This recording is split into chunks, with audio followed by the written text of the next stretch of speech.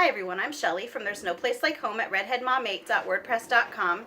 Today I'm going to be sharing with you the afternoon basket that I use with my 4-year-old, 6-year-old, and 7-year-old. So if they would be in school, if you go by grades, they would be in pre-kindergarten, 1st and 2nd.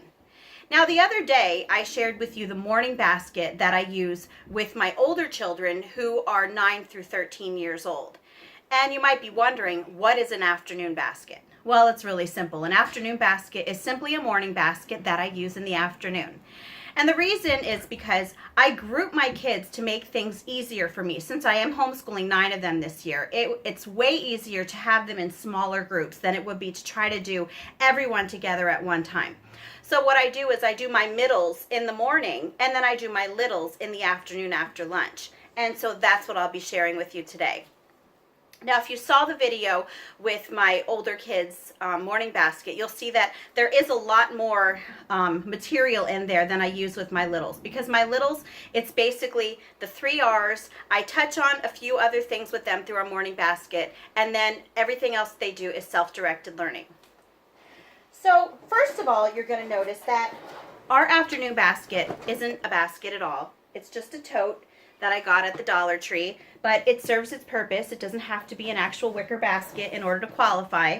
It's just that it keeps everything together for you and makes your day go faster. So actually, I'm going to say that the afternoon basket for my littles is a pretty new thing for us. Now, I've done read-alouds with them for a long time, but it was usually just one read-aloud, and then I would go right ahead and do their 3 R's with them. And I realized that although they do come together with everyone in the morning to do their devotions, I don't do any other Bible stories with them because for some reason our read-alouds usually are not Bible stories. But my older kids have been going more into the Bible by reading it with me. So I really decided that I wanted to incorporate more Bible into our day along with our read-aloud. And then I actually had some really good suggestions from some of you who commented on some of my other videos, so thank you very much.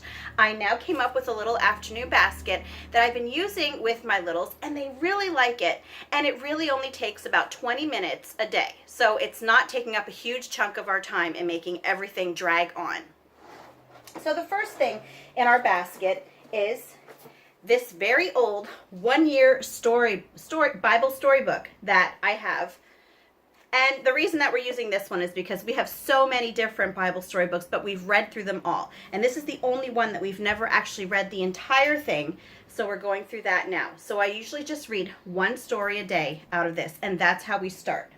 And again, they do devotions with us in the morning, which is why we don't do devotions at this time. After we're done with our Bible story, we move on to what I just call our read aloud. And our read aloud really is anything at all that I feel like reading to them or that they have asked me to read to them. Now, sometimes it can be a picture book, sometimes it can be a chapter book, not long chapter books because my littles will not sit for a long chapter book at all. So they're going to have to wait like for Little House and those sorts of things. But they do like Junie B. Jones and Magic Tree House. But what I'm actually reading to them right now, which we're actually going to be finishing tomorrow, is Tigger Comes to the Forest. And it's kind of a little combination of a picture book and a chapter book. It has pictures, it has bigger words as in larger print, and it also has little chapters in. So it's a nice way to kind of transition them into longer books besides the Junie B. Jones books that we read. And they really like this because this has more pictures than Junie B. Jones does. You know, that only has a couple.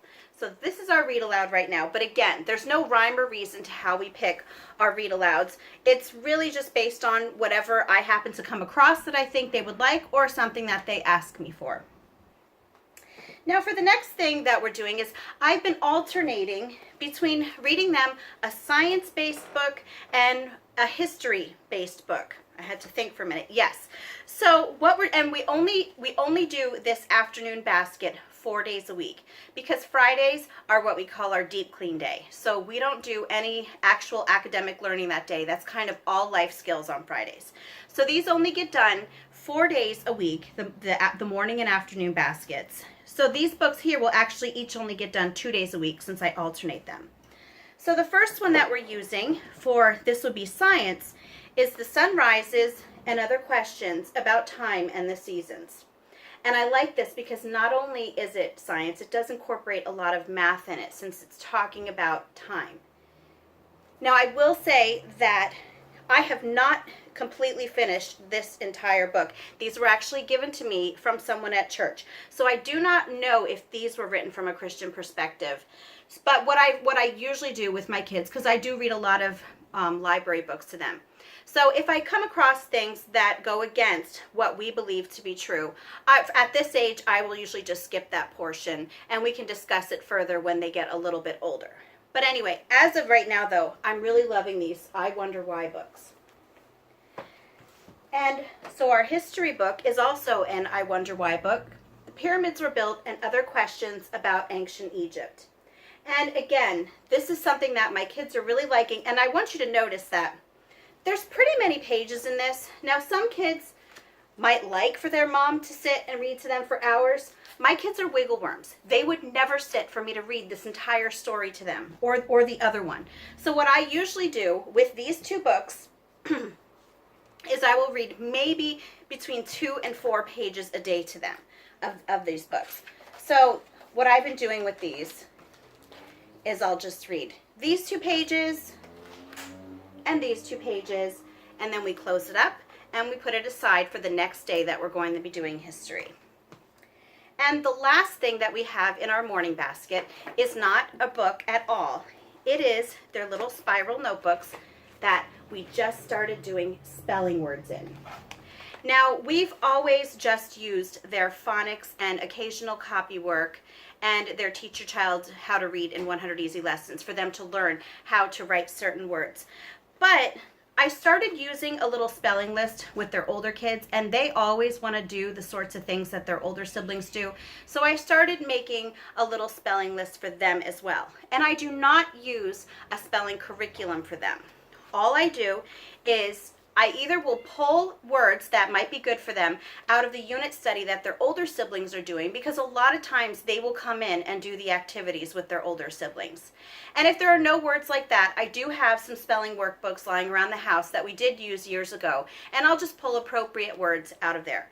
And all I do is write these words inside a notebook for them, and Monday through Thursday, they write them 2 times each.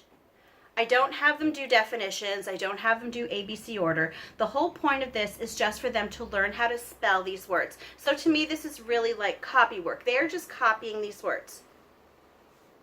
Now, actually, the last few days, they've been doing them 3 times each because they noticed that their older siblings were doing 3 times each. So they started doing that as well. So anyway, Monday through Thursday, they just do 2 times each. Yeah, if you notice here, my daughter did 3 times each. But they do 2 or 3 times each, Monday through Thursday. And then on Thursday, I give them a little spelling test after they've written their 2 or 3 times each. And again, we don't do this on Friday because that is our life skills day on Friday. And they really do like these little spelling tests. Although I have to say that my 6-year-old is a bit of a perfectionist. And if she does not get 100%, she is not happy about it. So I'm hoping to instill in her that she doesn't need to be perfect all the time. But it really is nice to see that 100%. Any kid likes to see that, right? So this is really all that we keep in our afternoon basket. It's very low key. As I said, I really give my younger children lots of time to explore. After this is done, all they do on their own is either phonics or Teach Your Child How to Read in 100 Easy Lessons with me, and then they do math, and that is it. And the rest of the day, they are left to explore. They're left to join their older siblings during the day if they like the activities that they're doing, or a lot of times they'll watch videos or movies with their older siblings. But I think that at this age, you really need to have a good foundation in the 3 R's and just let your kids be who they are and find out what their interests are on their own while supporting them in that. So if you have any questions, just leave it in the comments. I would love to hear what you use in your morning or afternoon or evening baskets for your younger children. If you like this video, give it a thumbs up. And if you haven't subscribed, I would be so happy if you would do that. Have a great day.